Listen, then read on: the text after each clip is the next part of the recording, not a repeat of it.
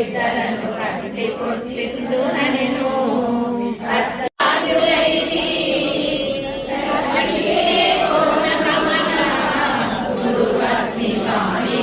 అవతరించి ఆమదేను తోడుతా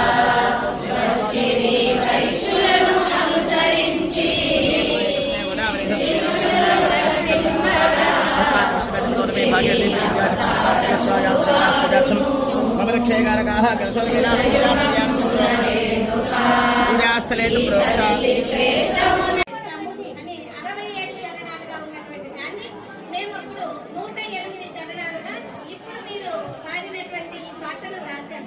రాసిన తర్వాత మరి అది ప్రజల్లోకి ఎలా వదలాలి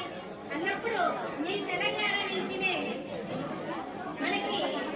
ఒక మహానుభావులు వారు దయాకథ